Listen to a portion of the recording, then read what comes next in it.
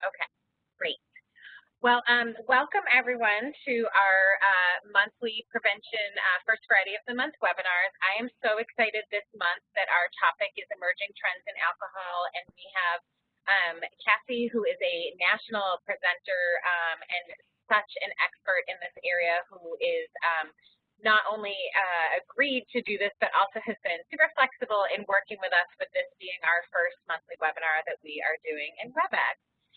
My name is Claire Grace Jones, and I am a training consultant and project manager for the Department of Public Health, and doing these Friday webinars is my very favorite thing to do. So welcome to all of you who are on the call. Cassie, if you want to just skip it ahead, I'm going to just take a minute to go through a few housekeeping things for folks. Just wanted to let you know that this meeting is being recorded. We may keep you muted for parts of the webinar just to cut down on background noise. Also, I just want to acknowledge that we know right now that folks have lots of things potentially going on in the background if you're sharing your workspace with spouses and kids and all of those things, and so we're going to keep you muted just to cut down on some background noise, but please feel free when there's opportunities that Cassie puts it out there to be able to ask questions. We also are going to keep the chat open and monitor the chat throughout, so absolutely feel free in the chat to ask questions, to comment, to offer some feedback, to offer something that's been your experience in doing this. The more I think that folks can bring that to the conversation, the richer our conversation will be.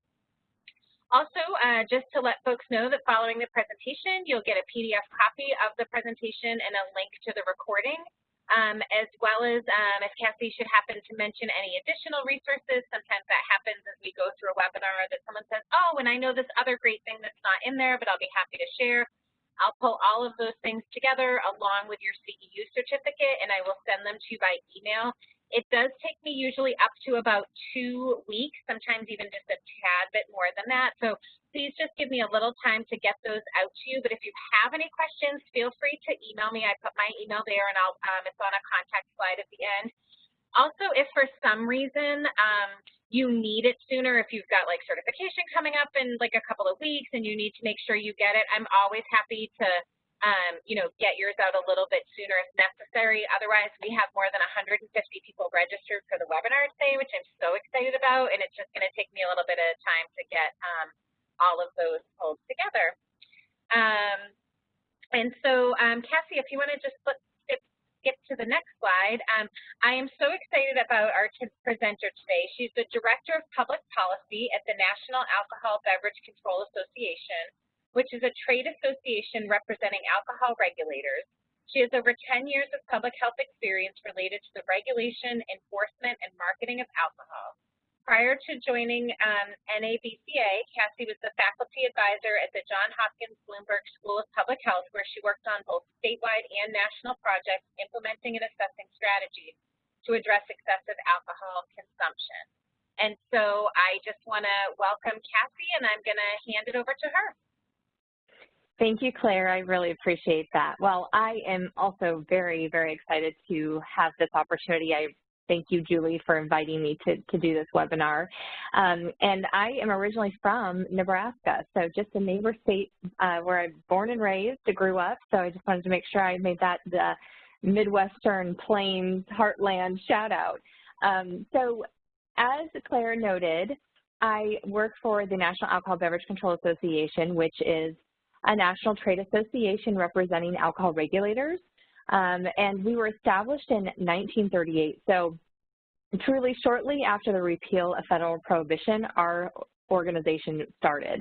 And our governing board members are the states that are in the business of selling the product, like Iowa, but we have membership from public health, law enforcement, and an international contingency. We have members from all three tiers of the alcohol beverage industry.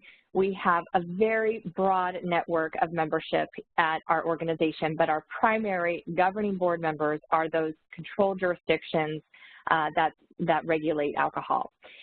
Just to be really clear, we are not an advocacy or a lobbying organization, as many trade associations often are, but we really have to walk that fine line, as I know so many of you on the call understand that when you get federal grant dollars, that you have to walk a line as well.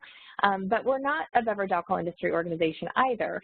And one thing I like to share with folks is that while professionally I am not advocating, but I do a fair bit of that in my own personal work, that I volunteer in my own community, and I do a fair bit of advocacy in that realm. So I just wanted to make sure, sometimes we can't act professionally in those capacities, but we certainly can as a citizen in society and share our expertise in that way off time. So with that, I just want to forge ahead and tell you a bit about, obviously, you know this, I'm going to be preaching some of this to the choir, but hopefully you walk away with some powerful talking points about alcohol, that, alcohol is not an ordinary commodity. There was a great book that was written to that end. And one interesting fact about alcohol, and often not noted, is that, alcohol is the only commodity that has two constitutional amendments: the 18th Amendment that instituted prohibition, and the 21st Amendment that repealed it. And the thing that's important about the 21st Amendment is that when we repealed federal prohibition and instituted the 21st Amendment, it gave states the explicit right to regulate alcohol and tax alcohol, which is why we see so many different laws, rules, and regulations across the country, because the idea here is that your laws, rules, and regulations should reflect the culture of your state and your community, and therefore will be more accepted and followed. That's the idea behind policy, and in part why we have the 21st Amendment. So we bring those policies down to the local level even at times. So when we were looking at giving the states the right to regulate alcohol, the reality was the states didn't have a lot of experience with this. They had just come out of 13 years of prohibition, that it was either a black or white issue, you allowed it or you did not. And so John D. Rockefeller commissioned two researchers to write this report, Toward Liquor Control, and it still is the blueprint to this day on alcohol regulation. And I'm telling you all about alcohol regulation because it really is going to provide you the footing and the foundation as we move through this presentation. And I really encourage you to, mark down your questions, because I look forward to answering them toward the end. So this is a very easy read. It was written in 1933 or 34, if I recall. So it's a very quick, fast read. You can buy it on Amazon for $4. But if you don't want to read it, here are the Cliff Notes. The first thing they said was, and again, they researched and interviewed 400 people across the country and internationally to try to find out what should states do when regulating alcohol. Number one, the takeaway was reduce aggressive sales tactics. There were some pretty significant sales tactics that were incentivizing very high consumption prior to prohibition, and they were suggesting we need to avoid that type of activity. Number two, we need to prevent the vertical integration, this allowing monopolies where one tier, producers, wholesaler, retailer, one of those tiers to dominate the other. And that was a real problem prior to prohibition, where producers owned retailers and they incentivized with very aggressive sales tactics, and in doing so, a lot of consumption and a lot of societal harms. Number three, restrict outlet density, hours, and days of sale. These were mechanisms to curtail the public order problems that we saw prior to prohibition. Again, we still utilize these techniques to this day. And then finally, placing more limits on higher ABV products. So there are greater restrictions on higher alcohol content products like spirits. So we see in this country a higher tax rate for spirits. We see fewer locations typically selling spirits. And at one point in time, although not so much anymore, there used to be more voluntary restrictions on advertising for spirits. But when you look at their fifth recommendation, it was for the structure of the regulatory system. How should the structure look? So Fosdick and Scott, the researchers, recommended that states adopt the control model.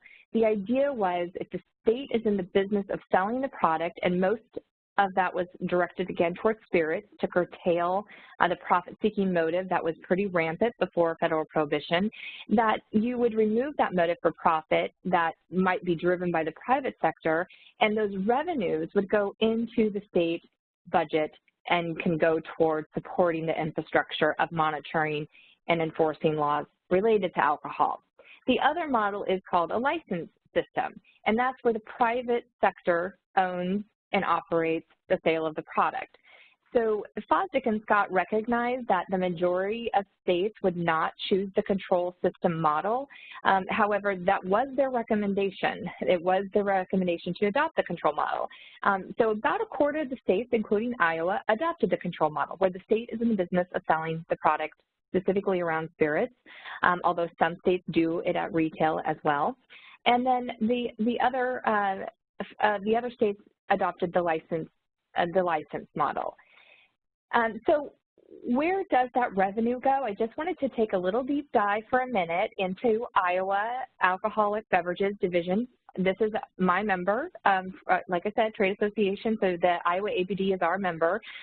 So to kind of unpack where the funds go, this is kind of a busy slide, but bear with me here. So the sale of the product, again, spirits in the case for Iowa, the money goes to, the largest chunk goes to general fund. And again, the general fund funds a lot of things in the state. So that's a helpful mechanism of revenue coming into the state. A percentage goes to support substance abuse and prevention and education programs. Another portion goes to support Department of Public Health, and payments go to support cities and counties at the local level. So it's important to understand where those revenues go. In a licensed state, let's just pick Nebraska as your neighbor, which is a licensed state, those revenues from the sale of the product go to private companies, not back to the state. So that just, for me, it always helps crystallize those points about the revenue when you start to look at the numbers. And this is according to the annual report 2019. So there are a number of control systems across the country, as I noted, and here they are. And in the lighter shaded states where there's stars, those states are where municipalities or counties are controlled jurisdictions. But regardless of whether you have a control system or a license system, there are some general principles that both of them use to regulate and protect the public. They license everyone to sell the product. They enforce laws to reduce underage and excessive drinking. They regulate days, hours of sale, and locations of premises around the density of outlets. And they require products to flow through a three-tier closed system. And I'm going to spend a minute here just to unpack this because it becomes relevant later on in our presentation. This is a very important structure to our, it's really the bedrock to our regulatory system in this country. And it ensures the producers, I like to think about it as an hourglass, the producers at the top, you funnel down to the wholesaler, and then you fan back out to the retailer. That middle portion of the system is really important for two very important things. One, tax collection, and two, making sure that if there is tainted product that enters the market, we can quickly and easily track it and retrieve it out of the marketplace to protect the consumer.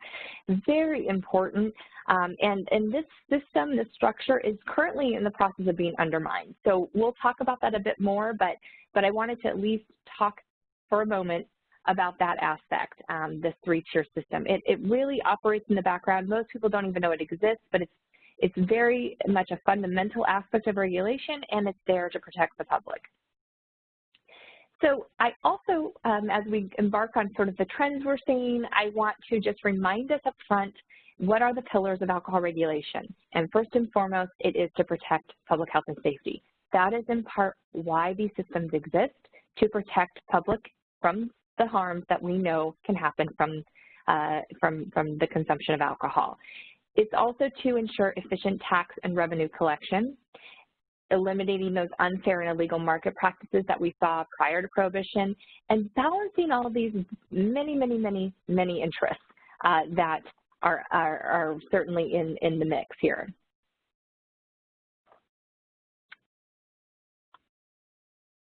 Well, somebody is trying to annotate. I don't know if you guys see that, but I'm going to remove it. There we go. So moving on then and shifting gears a bit to look at consumption trends, I want to make sure we start from the same place.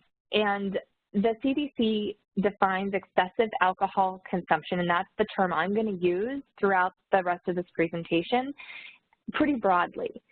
That definition incorporates binge drinking, which is something you're probably more familiar with, also heavy drinking, which is 8 or more drinks for women in a week, or 15 or more drinks for men in a week, any alcohol used by a pregnant woman, and any alcohol used by someone under the legal age of 21. That's a very broad definition, but that is the definition that CDC uses when they're defining excessive alcohol use. So let's take a look at, and this is adults we're looking at here, excessive drinking in Iowa. So you are above what the national average is, which is about 17% of excessive drinking for the adult population. This is according to CDC data from Burfus. And overall in Iowa, it's 22%. And of course, you can see where the darker the blue, the more excessive drinking that's occurring, the lighter the blue. These data are available in this format as I have here through countyhealthrankings.org. It's a really great resource, and you can kind of compare your counties to each other. You can compare states to each other. It's a really fabulous resource if you're not familiar, countyhealthrankings.org, and it's a Robert Wood Johnson Foundation funded project. But looking at per capita consumption when we break it down by beverage category, and this becomes really important because we are seeing an uptick in spirit consumption and loosening of restrictions around spirits specifically. And so it is helpful to talk about this in the context of the type of product because this is how we regulate alcohol in this country. So your beer consumption, clearly you can see, is high, which I'm sure is going to surprise nobody on this call, that beer is the preferred beverage of choice in Iowa. But it is starting to go on a downward slope in more recent years. Wine is the least beverage selection in the state, again, according to adult consumers. And then if you look at spirits, you can see sort of a general trend since 1993 on the rise until 2018. And these data are from NIAAA. Generally, though, looking back, stepping away across all beverage categories, consumption from 1995 really peaked around 2011, dipped back down, and has remained pretty level for the last couple of years. But this is helpful information because generally it's been on the rise since 1995. And that's a trend that we're seeing across the country, that alcohol consumption amongst adults, particularly in the older population, is on the rise.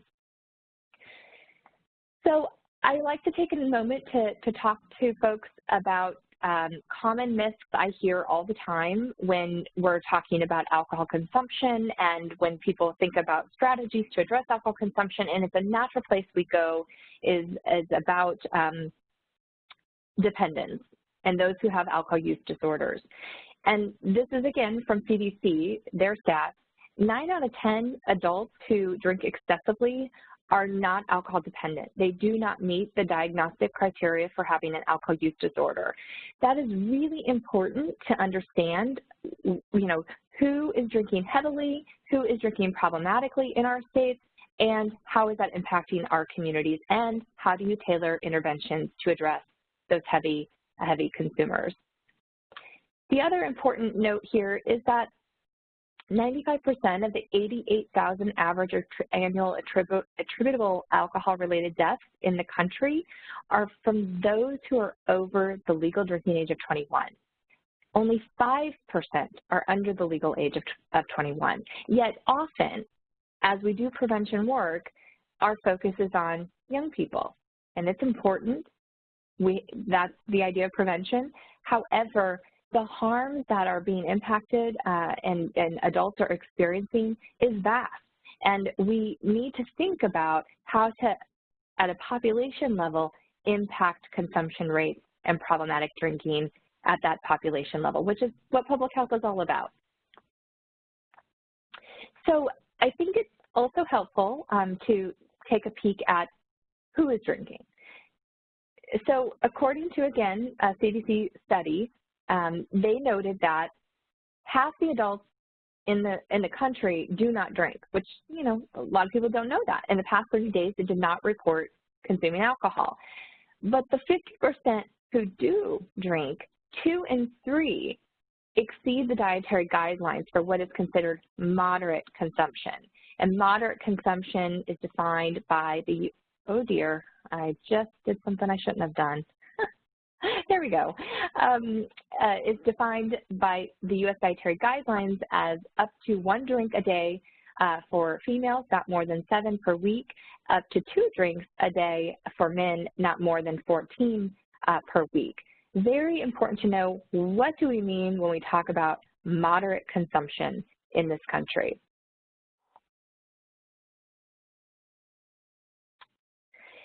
So, trends in alcohol use.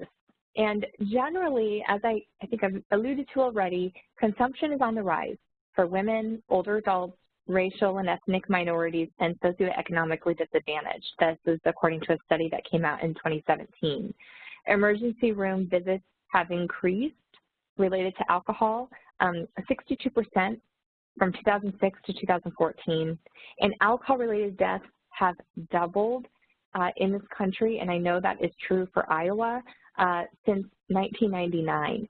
These are striking numbers, and the fact you won't see up here, but it's still important to note, is our progress on alcohol-impaired driving has plateaued. We haven't been making the strides we had for many years on that particular outcome. So I know the Iowa Department of Public Health has created a task force to try to get a handle on what is happening with alcohol-related deaths, particularly for those 65 and over, because they have seen really high rates of alcohol-related deaths in the state. And so kudos for, you know, putting a spotlight on that issue. But there's also a story to tell in relation to the opioid epidemic. And this is also, again, CDC, you probably can tell I'm a bit of a groupie fan of their data, but it's powerful. And that there's few studies out there to connect these dots, but there is a story to tell about alcohol's role in opioids, and more than half of the 4.2 million people who misuse prescription opioids in the U.S. also binge drink. Very important information to get out to and inform the public and decision makers as they're working on trying to address and stem the tide of opioids. There's a story to tell about alcohol's role in that. So let's turn now to the science, and what does the evidence tell us should be done specific to interventions to address these issues. And I always turn to the community guide and this guide is staffed by the CDC, but it's an expert panel of public health and prevention experts that the CDC pulls together. They look at all the evidence on a particular topic. So alcohol is not the only topic that they've looked at. They've looked at a number of topics. And then they look at it for effectiveness, implementation barriers, gaps in the science, and then they make recommendations for where communities might want to consider to create community health. And this Community Preventive Service Task Force is equivalent to the U.S. Preventive Service Task Force that you might be more familiar with, where they give us recommendations on our individual health, whether, you know, when to get a mammogram, when to get a colonoscopy. That body of experts come up with recommendations for individual health, and this body of experts comes up with health for the community. So what did they say on alcohol? Well, they said that these are sort of the best buys, and this is where the evidence is the strongest, that we should be enforcing the underage drinking laws with compliance checks and underage decoy operations. Dram shop liability laws are important to maintain. Limiting hours, days, and location are still seen as a best strategy. And they looked at increasing alcohol taxes, so those price controls are powerful levers, And finally, preventing the privatization of government control. So a state like Iowa, you're in the, your state's in the business of selling the product. The CDC and their community panel indicated that would be something you'd want to maintain, that they find that consumption rates and harms are lower in states that have that model. So more recent research has come out that I am really excited to share with you, and it's through NIAAA and Dr. Tim Namey. Perhaps he's a name that sounds familiar to you, but he has looked, and his team looked at alcohol control policies and looking at the relative effectiveness of those policies and the strengths of policies of states' policy environments. And what they found, well, let me just, before what they found, I want to show you all the different policy areas they looked at, enforcement, countermeasures, and a whole bunch of items listed under there. The Delphi panel he pulled together of experts identified regulatory oversight also, so that's where your regulatory structure would be housed, limiting on place, products, and price, those types of controls, and then promotional restrictions from bans on mass media, outdoor advertising, retail restrictions and signage, all of the above. They looked at all these different policy levers, and here's what they found.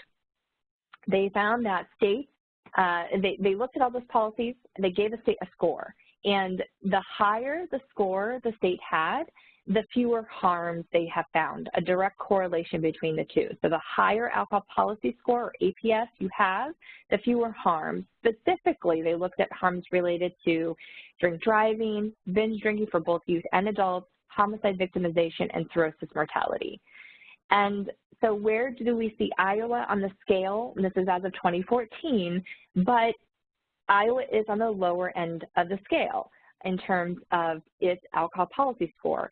So the states that you see on the far right of the scale are states that have more alcohol policy safeguards in place. The states you see on the left have fewer alcohol policy safeguards, according to this research. And so they updated this research and looked at the policy scores over time to see, have states generally been increasing or have they been decreasing?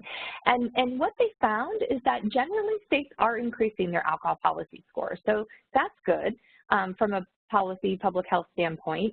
And what they found, though, is the scores are, if you drill down in those different policy categories, you find that they're actually increasing around impaired driving policies, but very little change on policies related to preventing excessive alcohol consumption, which is, of course, an underlying cause of alcohol impaired driving.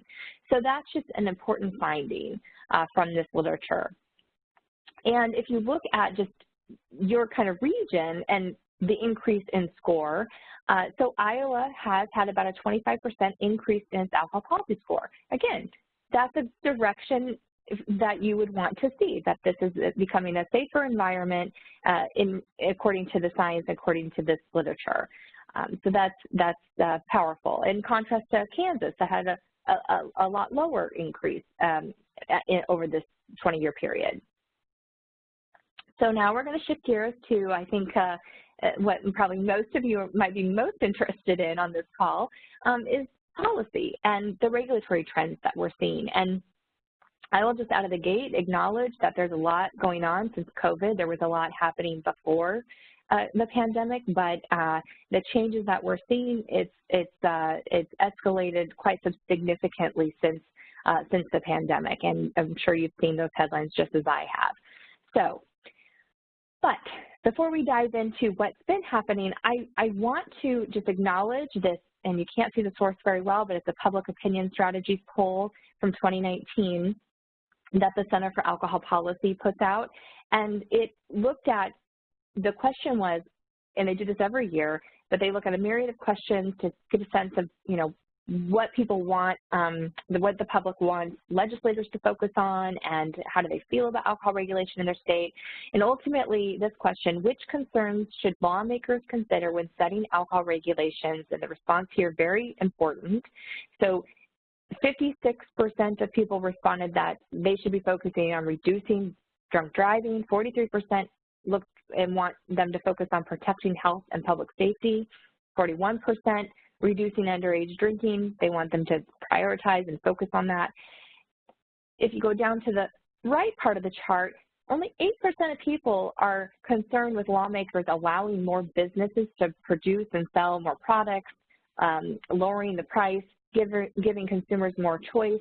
So I think this is helpful data to inform the landscape as you embark in your strategies and try to inform the public that largely the public's with you on where they want policymakers to put their energy and focus when it comes to alcohol regulation.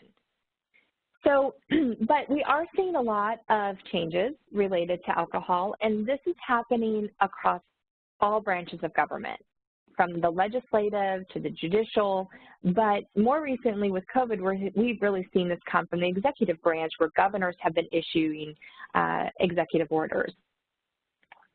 Generally, these are sort of the trends we're seeing. We're definitely seeing trends toward increasing numbers of retailers. We're seeing that there's concern and potential increased risk of tainted counter products entering the market because that three-tier, that middle tier, the wholesalers are sort of being edged out a bit in the moment. There's a general shift towards digital marketing, and how to regulate that is a big question. Product innovation, I was just having a conversation about in Ohio this morning about ice cream, alcohol-infused ice cream, and how there's a legislative bill there trying to get that to market. Direct-to-consumer, we're going to spend a lot of time today on direct-to-consumer, so we unpack that more and what I mean by that, but that is, you know, getting the product directly to the consumer from the producer. And then finally, packaging. Packaging has gotten very creative, and again, in the midst of COVID, we have drinks to go, and they're putting, you know, stickies over where the straw would go and attaching the straw, and that's packaging. I mean, there's a lot going on in this arena, and I was really grateful and welcoming the opportunity to share some of this with you. So, focusing on direct-to-consumer and looking at the alcohol straight to your door, and that is truly get the door. It's the liquor store. This is actually from one of the third-party apps. But I do want to make sure that we reiterate this three-tier system, and not to beat a dead horse here, but it's really important to understand the foundation, the basics of our structure in the United States. And because of our structure, we nearly have 100% tax collection. That's really important. And we virtually, if ever, have tainted products entering the market. And when we do, we can get them off the shelf quickly. And that's because of this three-tier system I've talked about already. It is the producer, the wholesaler, and the retailer. Retailer then gets it to the consumer. So when you look at direct shipping as an example, this is a direct-to-consumer mechanism. You have the producer, and instead of going through the wholesaler and the retailer, it skips the wholesaler retailer, goes to the common carriers, which are FedEx and UPS. Those are currently the only two that deliver alcohol right now. The United States Postal Service is not in the business of delivering alcohol at this moment, although there is push to change that.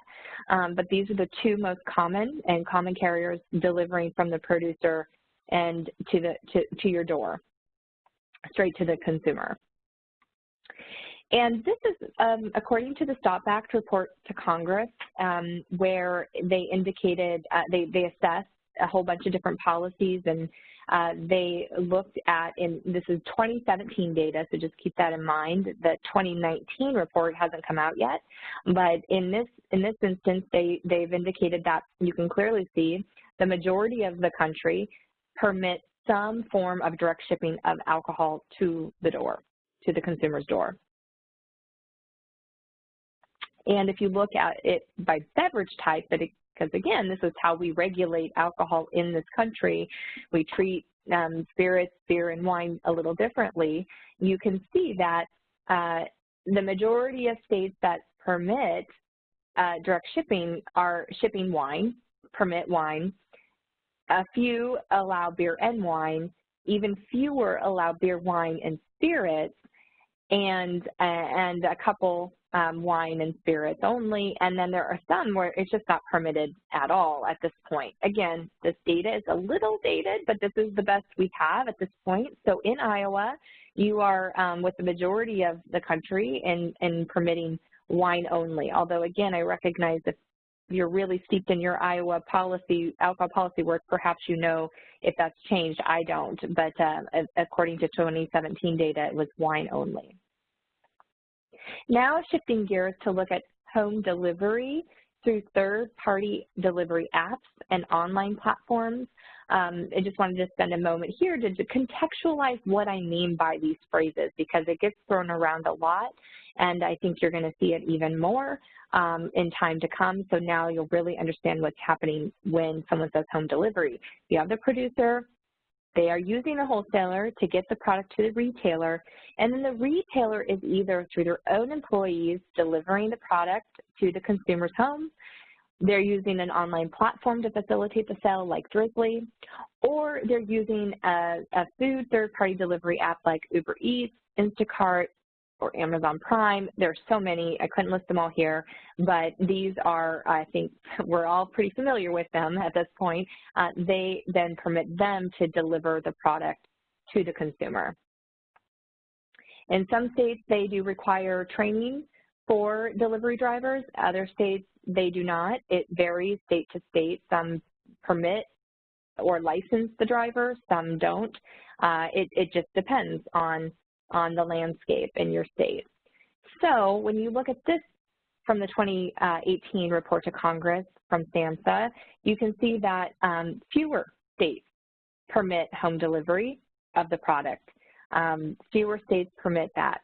However, when you look at by beverage type, those states that do permit home delivery, the majority of them are permitting all beverage categories: beer, wine, and spirits.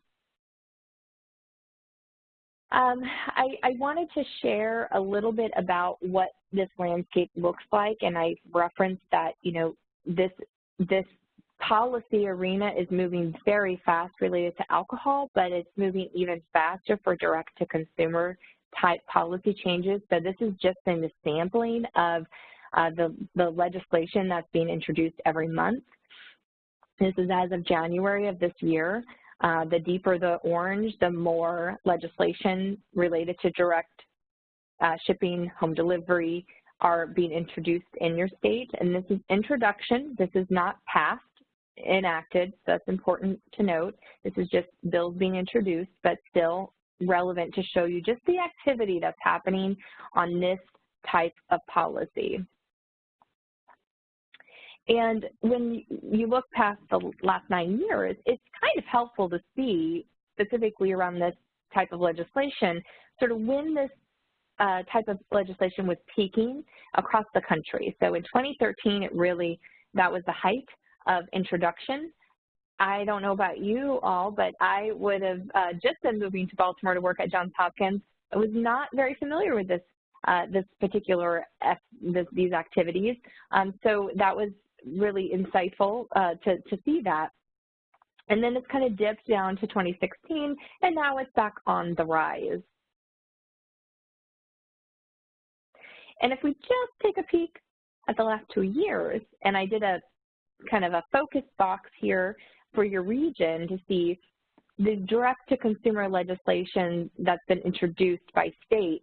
And there's a lot of activity happening in your region related to this. And you can kind of see where Iowa is in relation to your area states. And this is, again, introduced legislation, so it's important to note that.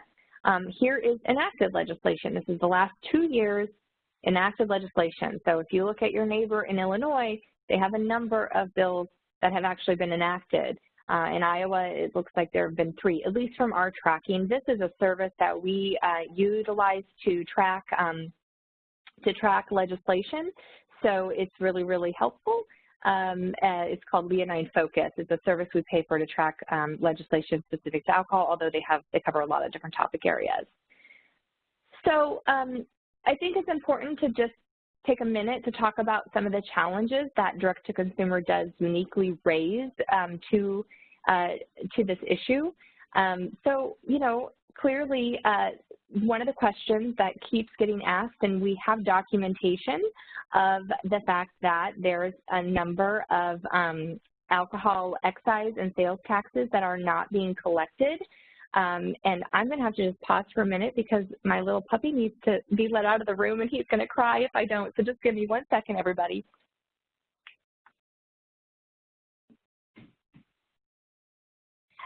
No problem, Cassie. I think we're all feeling the realness these days of sharing our workspaces with pets and children and spouses. So thank you for chiming in. I feel terrible. I feel terrible to have to do that, but he was just crying and crying. I thought eventually you're going to hear him. So he's out now, so all is well. Thank you. You're doing a great job. Thank you. You're welcome. So the taxes being collected, because remember that middle tier, that wholesale tier I talked about is sort of being edged out a bit. That's where we can ensure that tax collection, and so it's becoming very difficult to collect those taxes. That's one big concern. Another concern is how are we verifying that all direct-to-consumer operators are licensed, both from the common carriers to what are called fulfillment centers and third-party drivers? How are we tracking this tainted product, if there is tainted product that enters the market, which you would want to be able to immediately get that off the shelf. And I don't know about you, but I certainly have read some headlines over the years in other countries where there is tainted product that's entered the market, and it does, I mean, it's lethal. It can be lethal. So this is a serious issue that in our country, because our structure, we kind of take it for granted. But when we start dismantling that structure, there is risk that that could resurface. And how do we ensure age verification? This is one I hear a lot about.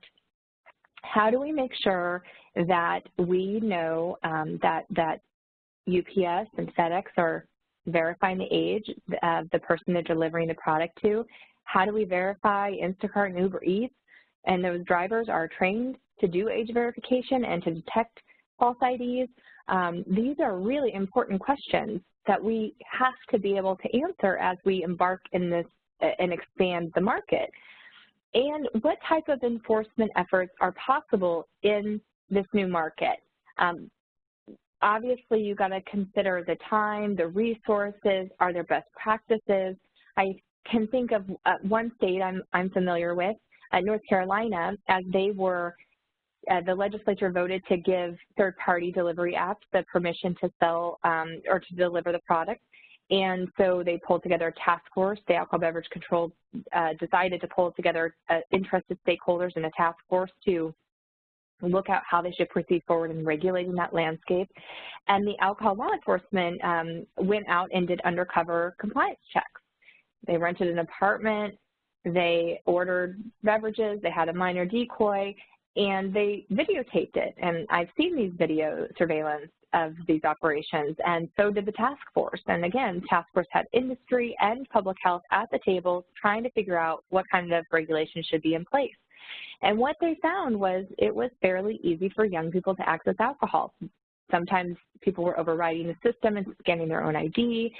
Some people were just leaving the product and not even just knocking and leaving the product.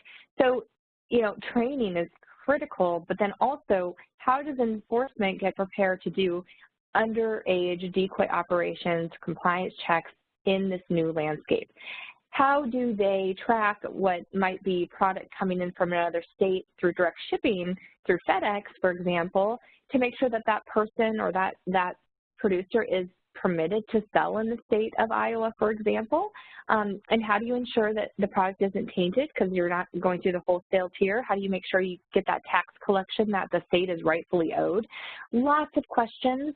And these are aspects that need to be raised, and they are important to public health and to prevention. So I wanted to just spend some time to unwrap that a bit for folks, because I know when I was first learning about this area, I needed a little help understanding all the different aspects that were at play. So now talking about the current moment we're in, COVID. And you know, just like I'm sure everyone on this call, you saw the headlines, it looked pretty grim in terms of the economic impact for restaurants and bars that had to close down their on-premise operations. In some cases, they may have had off-premise opportunities, but in many cases they did not, and so executive orders came out and passed opportunities for them to do off-premise, so that expanded off-premise operations. And like so many, we were trying to understand, because we try to be a resource for all our members, and particularly our regulatory members, so they understood what their neighbor state was doing. And we said, okay, we need to track all these executive orders.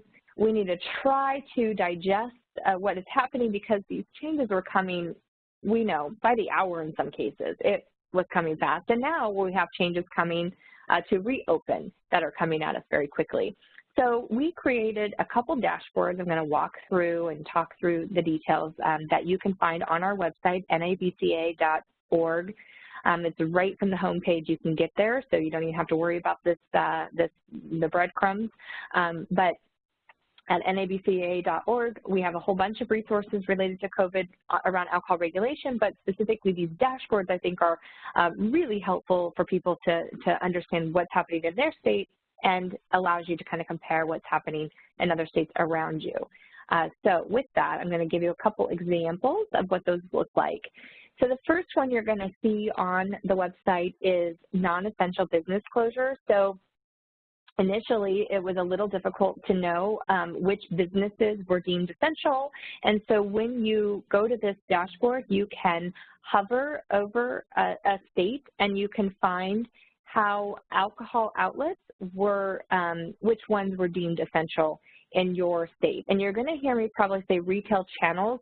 When I say that, I'm talking about bars, restaurants, grocery stores, convenience stores, gas stations. Those are retail channels. These are how we get the product to market, and which ones of those were deemed essential in any given state. You can see the colors are varied here, and that's because it's very different in every state, and so you can get a snapshot on those essential businesses here. The next dashboard you're going to see is focused on on-premise locations. So those are your restaurants and bars, and here you will see things like information regarding requirements on social distancing, whether curbside and delivery is permitted, whether the purchase of alcohol has to be made with food, or whether mixed drinks to go is permitted and under what kind of conditions. For example, does it have to be a manufactured sealed container or not? So these are some of the variables that you will be able to see.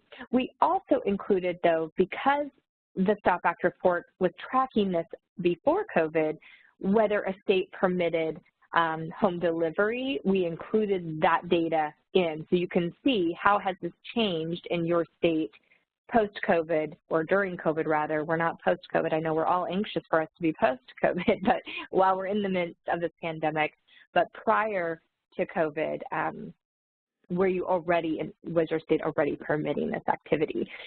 So that's restaurants, and then bars have very similar information, except I would also just note on this dashboard for both restaurants and bars, you can also see if this varies by locality.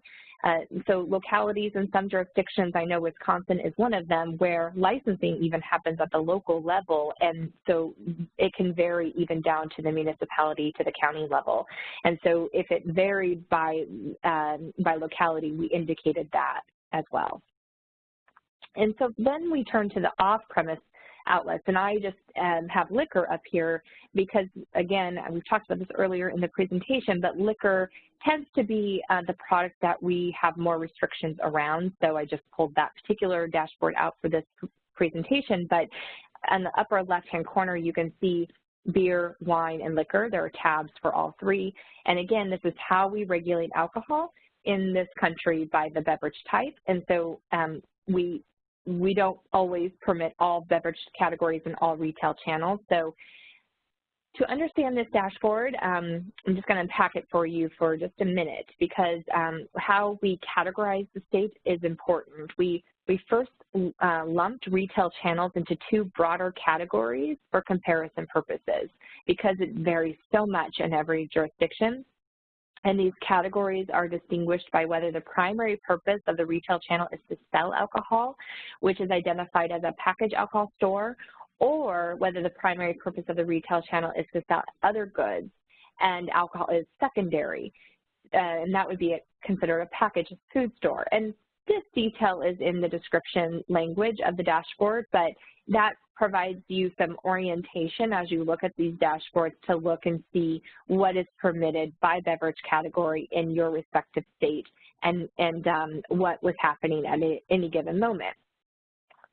And we've been tracking these daily.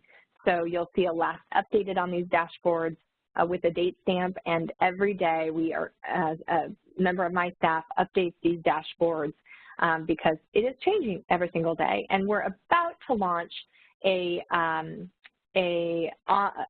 reopening dashboard to help track those variables as well. So what does it all mean? Just to synthesize for a minute, what does it all mean? Whether it be direct to consumer or what we're doing in the midst of COVID to assist retail outlets in this moment of crisis, we are increasing access and availability. And this was happening prior to the pandemic, but it is now happening more assertively.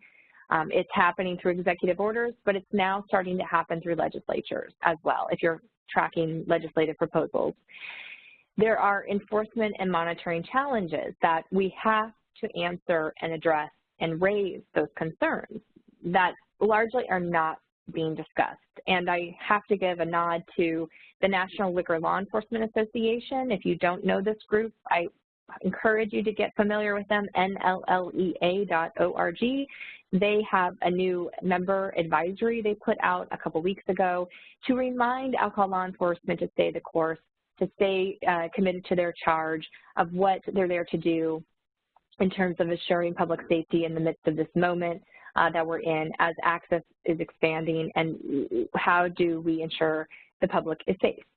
And then in order to do that, though, to have the proper enforcement and monitoring to make sure we have a safe and healthy alcohol marketplace, we need to make sure we have the right resources to prevent harm, to protect the consumers who choose to consume, to collect the taxes, and monitor compliance to make sure that we have an even playing field, which is really important business concept for the alcohol marketplace.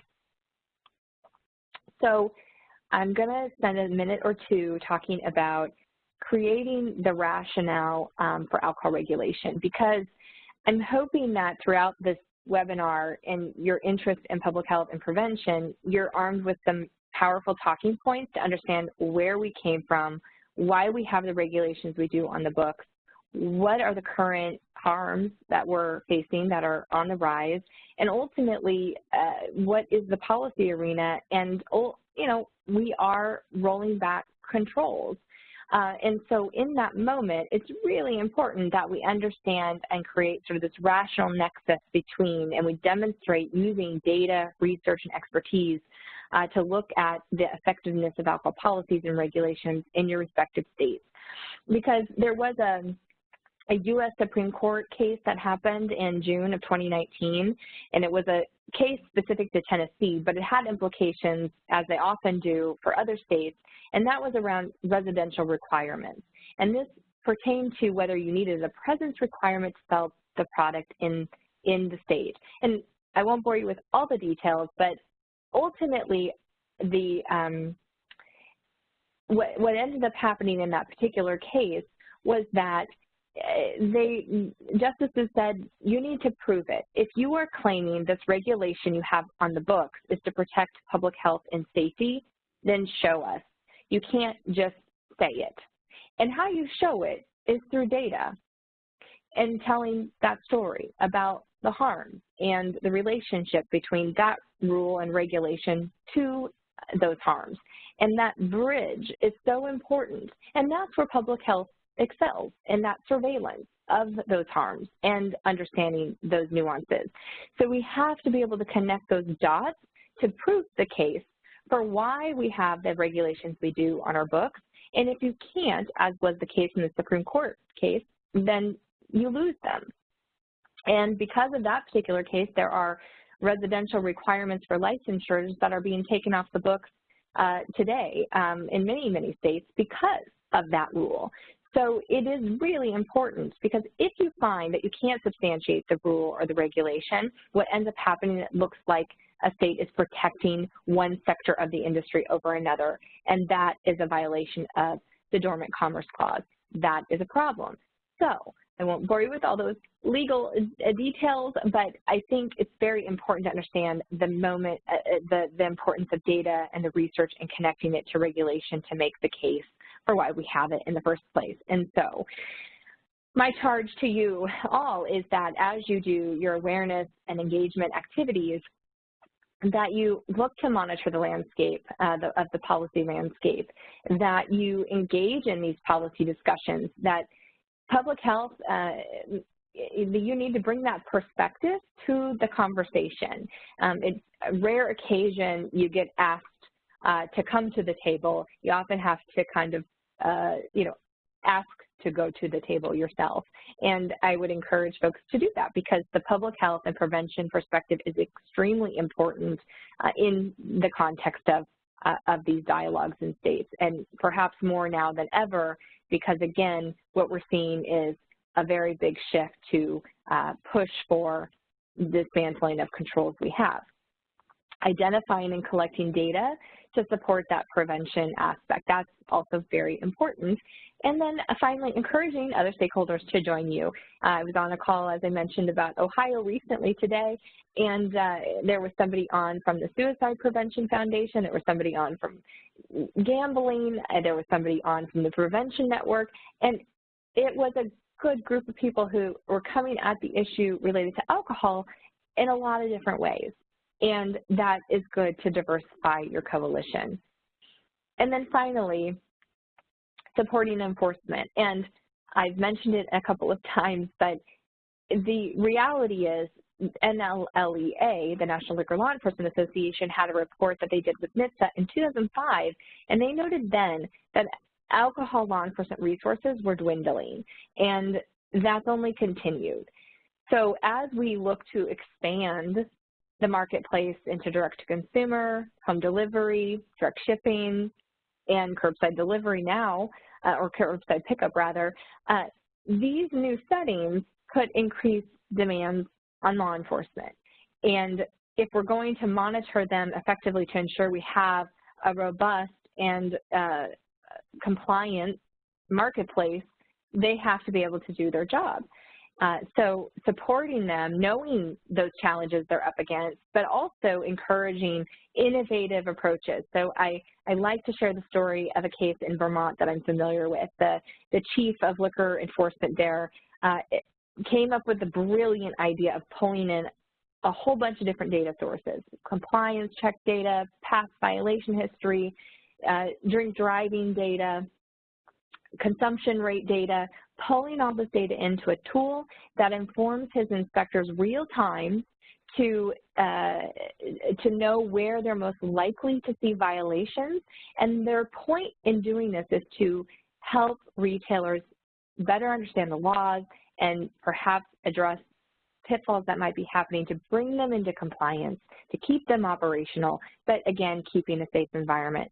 And these data have been instrumental to help feed into this tool that informs their work every day. And they went from identifying a 2% violation rate to 15% identification because they were doing their work based on the data, and the data was telling them where to go. It's been a phenomenal tool for them, and I think there's a lot of other states, if they haven't gone in that direction, could be useful, especially as more resources are not likely, and yet demand is increasing. So I know we have a good chunk of time for questions because I anticipated there might be a lot, and I hope there is, so please, I'm going to turn it back to you, Claire, to you know, monitor the question Q&A for me. Great. Thank you so much. That was so much great information. And thanks for leaving some time now. So we want to open it up for questions. Folks are welcome to share their questions in the chat, or you also could unmute, I hope, that folks are also able to unmute to ask Cassie a question.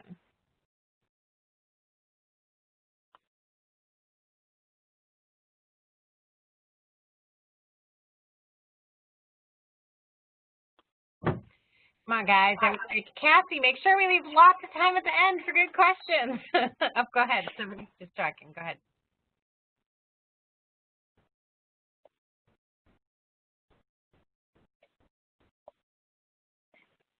It looks like everyone's still on mute.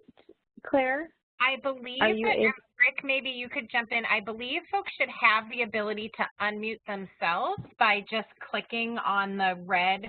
If you click where it says participants up near the top of your screen, you'll see yourself on that participant list, and you can click your microphone to unmute. There may be another way to do it as well. Another thing they can do, I think, is raise their hand, and then maybe you could unmute them if that's an issue, if they see the raise the hand feature. Yeah, you should be able to unmute yourself the mic icon next to your personal name.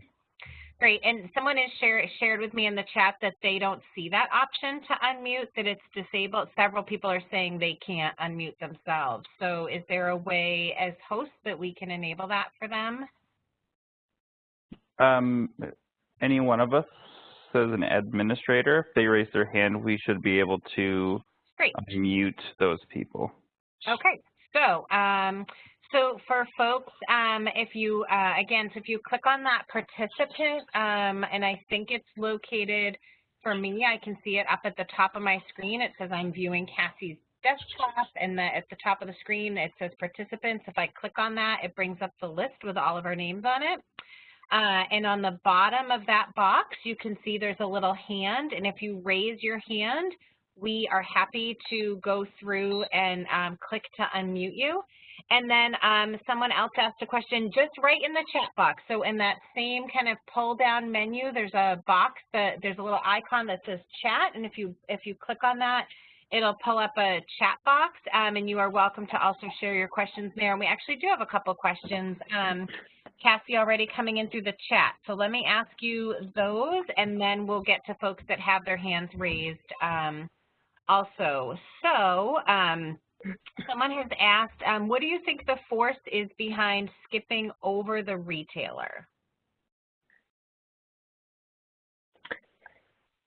Well, I would say it's skipping over the wholesaler and the retailer, and that is my understanding of the landscape is that it's the craft movement, the craft producers who I think at this point we're all pretty familiar with a craft brewery or perhaps a distillery or a winery even in your local community.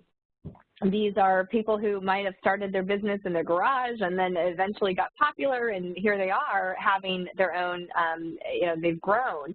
And so they're learning about the industry and those foundational elements, but at the same time, they want to, some of them want to, you know, produce their product, and they also want to retail it, meaning they have tap rooms, and you can come to their facility and try the product or drink on premise. And I know, at least I'm pretty familiar with the Maryland laws because that's where I formerly lived before I moved to Virginia. And, you know, at one point they were requiring people to do tours in order to consume on premise, again, staying in line with that this is a producer, just like you might go to Anheuser-Busch and tour and you can have tastings.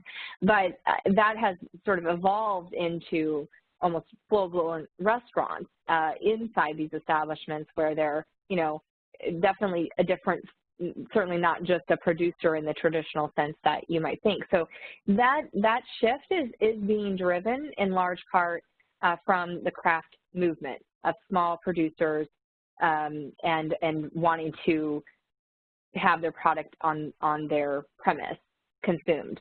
The other piece, and I'll just note, because I read this recently in Maryland in a news article, you know, on-premise, the markup that they can charge for on-premise consumption for the product is a lot higher than what they can for off-premise. So that would be part of the drive, I would imagine, but this is, you know, me just reading an article and then making some commentary. But the other piece is wineries, and it's changing. It's not just wineries anymore, but say you wanted a wine product from California and you couldn't get that anywhere else. And so that was sort of driving this push toward direct shipping of products into other states so you can get that bottle of wine that you want. And I think when that shift happened because of a U.S. Supreme Court case in 2005 that started permitting that to happen. I'm just synthesizing this quickly. And so once that happened, sort of the floodgates opened, and that's why we see so many states that permit wine to be direct shipped into states. You see fewer of beer and spirits, but that's beginning to change. That's beginning to change quite a bit. So it's not just that high-end, expensive bottle of wine where it kind of flew under the radar for most people in terms of their concern for youth access, because that we wouldn't traditionally think of young people drinking that high bottle of wine. But now that we are embarking and allowing direct shipping of beer and spirits, and you know, these wine clubs that they aren't selling that higher price point, the risk is perhaps higher now that youth access could happen. And then I hope I answered that question. Go ahead, Claire. Sorry. And then the next person asked if you have any knowledge or what about powdered alcohol? Yeah, so we have a white paper on our website at nabca.org. We have white papers under the resources section and one on powdered alcohol. I believe it was updated in 2016, 2017. But so I'm a little familiar with powdered alcohol, but I don't know in Iowa if it's been an approved product or not. I couldn't speak to that. Perhaps somebody else on the call would be more knowledgeable. But I know that that's been a concern with powdered alcohol in the state of Maryland. When I was again active in working on policy there, that was a big push to try to ban it outright, and a lot of states have banned it outright. And our white paper outlines what it happened across the country specific to powdered alcohol. Obviously, that's easy to discreetly disclose, to hide, and so that would be a significant concern for young people. But I don't think the product is out, you know, in the droves because so many legislatures were already proactively preventing it from hitting the market. Thank you. And can we send a link to that when we send out the follow-up resources? Yes, absolutely. That'd be great. Thank you. Someone else is asking about the TIPS training. Any advice or suggestions about pitching that training to folks who would be receptive? Well, TIPS is one of many providers out there for responsible beverage service training. So just make that note. And the research on responsible beverage service and the literature on that as a single strategy exclusively is mixed reviews. And that's why you didn't find it in the list that CDC provided through the community guide recommendations as best buys, because it came back with insufficient evidence. Now, that review was done 2006 to 2012, so, you know, we are well beyond 2012 at this point, so the literature, I would argue, needs to be looked at again. But the University of Minnesota, Tracy Toomey, Tobin Nelson, these researchers out of the University of Minnesota have been doing some really great work in this area, and they had identified, you know, kind of core components that needed to be in a responsible beverage service program for it to be comprehensive and as effective as it could possibly be. However, they noted that RBS, which is what people call it, short change, is only as effective as the enforcement to monitor the environment. So these things have to work in unison. The training cannot be the only thing you do. You have to make sure you have that monitoring aspect happening as well, which is done through compliance and enforcement.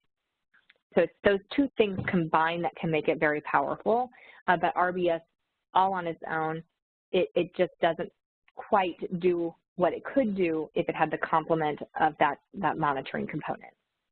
Well, and Cassie, and maybe if Julie wants to share in the chat, if Julie Hibbins got anything to add, but I know it's interesting. Well, not interesting.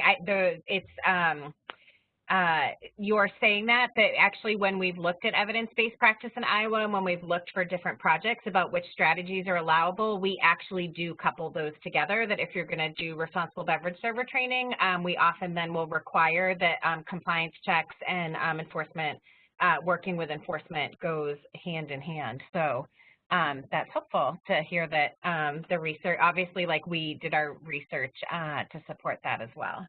And so folks in Iowa should be familiar with that because that's true of lots of our projects that we work on.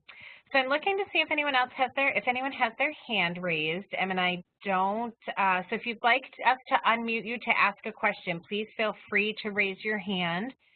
We've got a few more things in the chat. Somebody wanted to know if there was any data collected from Iowa's Native American population or settlements. Such a good question, and I can't speak to data being collected there. Perhaps Julie could, because the health department may be doing work in that arena. But we do have a white paper on that as well. So I'll make sure, Claire, you have both those links to the white paper for the Native population, specifically around sort of alcohol regulation in the territories, and then also the powdered alcohol white paper. Great, thank you. Anyone else have any questions or comments or thoughts that they want to share in the chat, or if you'd like to click on the icon to raise your hand? As I said, if you click on where it says participants, you will be able to bring up a participant list, and next to your, at the bottom of that list, you can see there's a little there's like a little hand icon and a check mark and an X, and if you just click the hand icon, then I am happy to unmute you. Or you can share in the chat. Oh, great, someone has a question. Okay, so Matt, I'm going to go ahead and unmute you, and Matt, you should be unmuted, so ask away.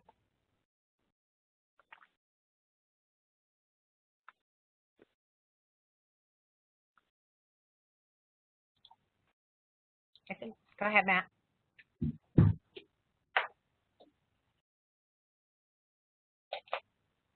Oh, Matt, I think we can hear you as a little background noise on your end, but we don't hear you if you're speaking.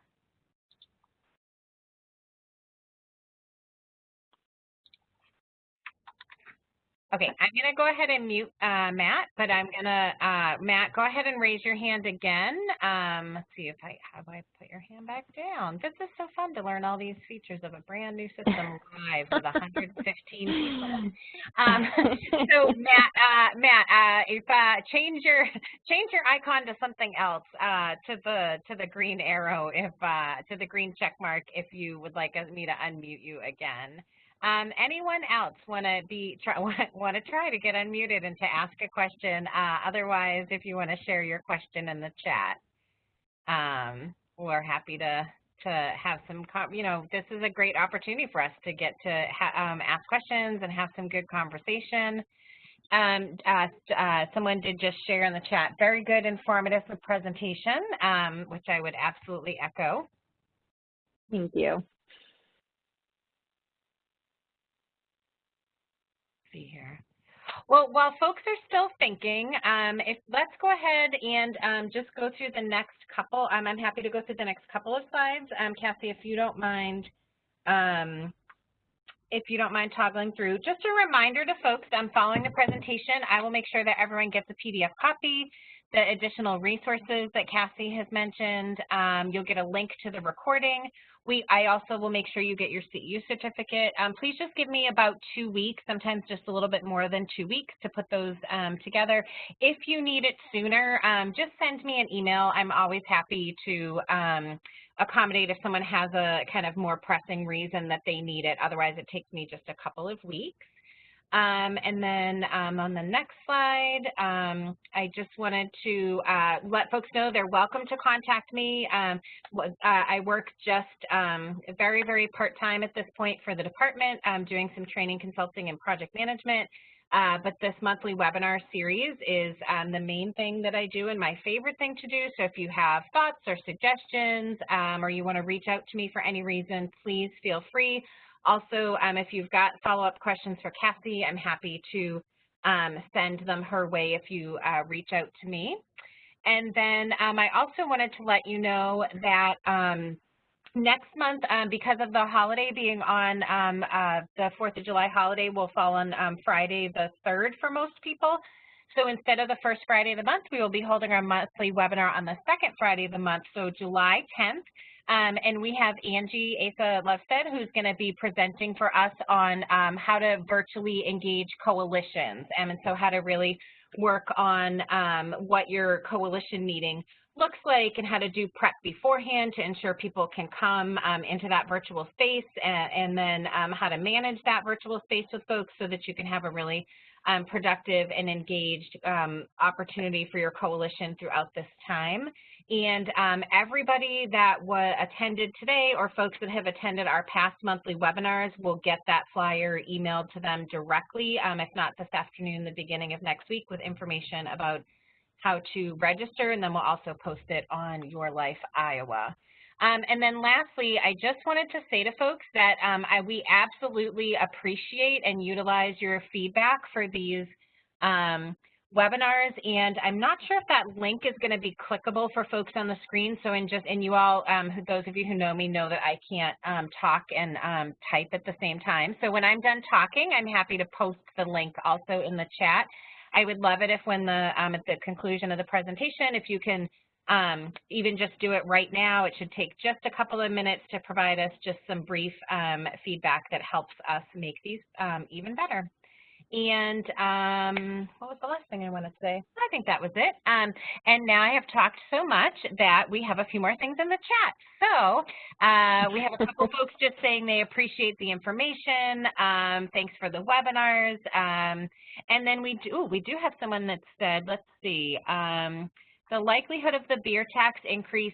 Someone wants to know the likelihood of the beer tax increase passing the legislature and predicted impact on sales and youth accessibility. So do you have some thoughts about the beer tax and how that might impact sales and youth accessibility?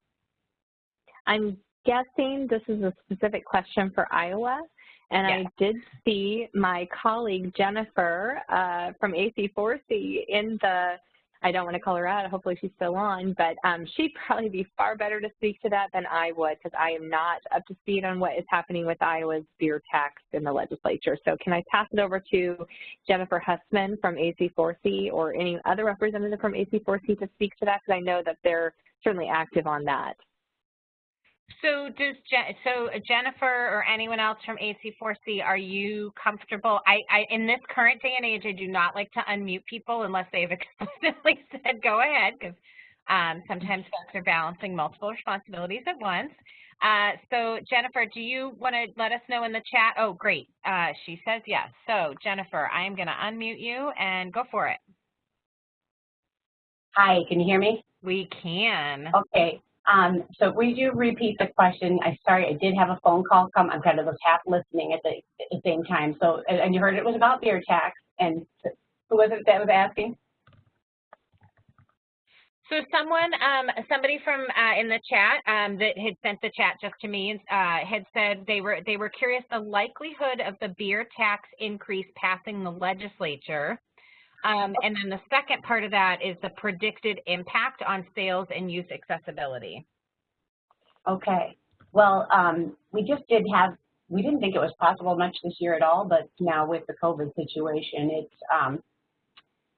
we did have a request just for some information from one legislator. So that's all I really know at this point, but you know, we're going to send out information to all legislators and just with some basic education on beer excise tax and, you know, see what, you know, they do with that. But yeah, and that certainly we know is, you know, when you raise, just like Cassie was talking about, when you raise the tax that does, kind of however much of a tax raise, basically you see reduction in problems, so all of the problems. So it would have an impact for sure.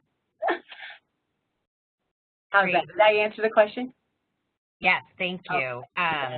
And then also, always just a reminder that if you have any questions about where that line is between lobbying and advocacy and educating, we always encourage folks to go to their supervisor, to their agency, to guidance from DPH. Certainly it's our role in public health to be educating, and that's part of what we do. But just I feel I just feel the need with my DPH hat on to also always just provide folks with that disclaimer. So thank you so much. Thanks, Jen, and thanks Jennifer for being willing to be put on the spot. You are welcome. Great. Well, we've got just a couple minutes. Left. Anyone have any other thoughts they want to share in the chat? Any other feedback, questions? Now that Jennifer kind of broke the ice, anyone else that would like to try to be unmuted to ask a question?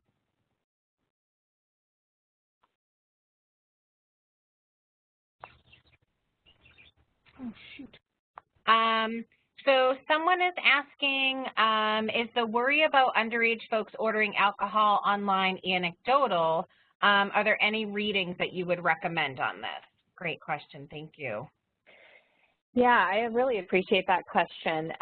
So I know of only one study on this topic from Rebecca Williams, who is out of UNC Chapel Hill, and her study was from 2012, I believe. And it was looking at online alcohol vendors and how accessible it was. And she had done this work in tobacco, and so she was like, I want to see what's going on with alcohol. And she, first of all, when she had students trying to find alcohol vendors online, they had to stop counting at 5,000 because they just couldn't, it was like never ending, according to her. And then when she published the information, it was that, the evidence from her study was that it was very easy for young people to access it through the common carriers, which I believe she was looking at both FedEx and UPS. It wasn't one or the other. And so that is the only literature I am familiar with, unfortunately. However, I will tell you that the same researcher recently went to NIAAA for a large multi-year, multi-million-dollar grant application around this topic. And part of why they indicated they didn't fund it was because there's no proof that kids are getting access that way, which tells us that we're not asking the right questions on surveys. So the YRBS needs to add that information to surveys. If you have a local statewide survey, that should be asked. And of course, as a coalition, you could be doing your own type of survey to try to see. So she did get a smaller grant from NIAAA to embark on, whether that's, her hypothesis is that it is easy for kids to access and that they are accessing it that way. But now she's in the midst of a study right now to see if that's true, but that is her hypothesis. So stay tuned. Rebecca Williams is her name, out of UNC Chapel Hill, and you can find her research, the one research article that's on it. I can also send it through Claire, but it's on PubMed.gov. Great, thank you. So I will be sending out a copy of the presentation and additional thoughts and resources that Cassie has shared throughout. I just want to, again, thank everybody who participated. We had a great turnout for this and great participation, and we also look forward to being able to post the recording so it can get shared and folks can read. This is a lot of information, so I imagine folks may also want to re-listen to it and then be able to go to some of the dashboards and really dig into things. And then I absolutely just want to thank Cassie again.